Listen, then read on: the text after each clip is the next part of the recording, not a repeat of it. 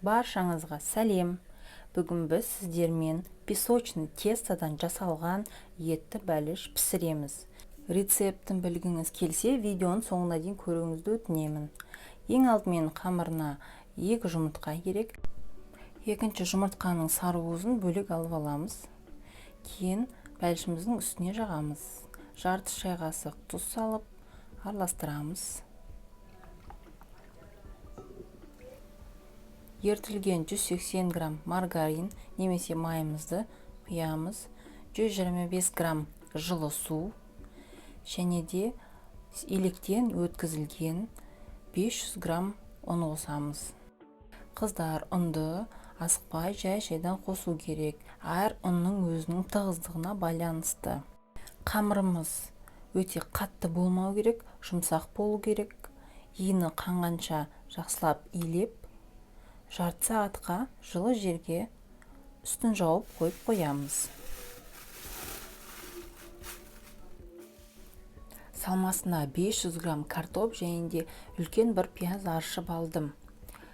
Фарштарыңыз майсыз, сухой болып жатса, 2 пияз қоссаңыздар болады.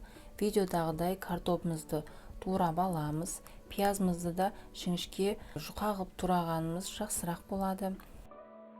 Салмамызға қалағаныңызша дәмдеуіштер қоссаңыз болады. Қара бұрыш, қызыл бұрыш және де жарты шай қасық тұз қостым. 500 грамм ет майлы. Барлығын араластырып,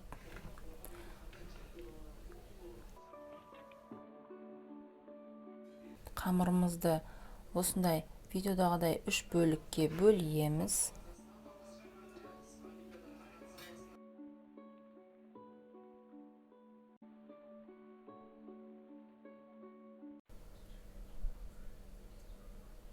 Ең үлкен суаласын сәл-сәл ұн жаға отырып, қалыңдығы 1 сантиметр болатындай қамыр жаямыз. Жайылған қамырымызды оқтауымызға жинап, табамыздың үстіне қамырымызды саламыз.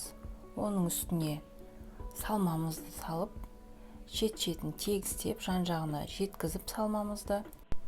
Бетін тегістейміз. Егер фаршыңыз майлы болмаса, осындай сары майды бөліп, үстіне үстіп тастасаңыз да болады. Піскен кезде бәлішіміз сочный болып тұру үшін және де екінші кішкентай қамырымызды жайып, үстіне осылай 2 саусағымызбен бекітеміз. Қалауыңызша өрсеңіздер болады. Ортасынан кішкентай тесік жасап, бу шығатындай етіп қалдырамыз. Сарыуызымызға кішкене сүт қосып, бәлішіміздің үстіне жағамыз. 180 градуста піскенше, қызарғанша пісіріп аламыз. Бәлішіміз піскеннен кейін 10-15 минуттан кейін кессеңіздер болады.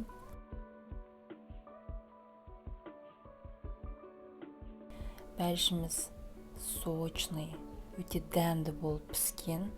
Астарыңыз дәмді болсын. Комментарий жазып, лайк басып, мені қолдап кетулеріңізді өтінемін. Астарыңыз дәмді болсын. Дастархандарыңыз тек қана жақсылыққа жайылсын. Еліміз аман, жұртымыз тыныш болсын. Бала шағамыз аман болсын. Сау болыңыздар.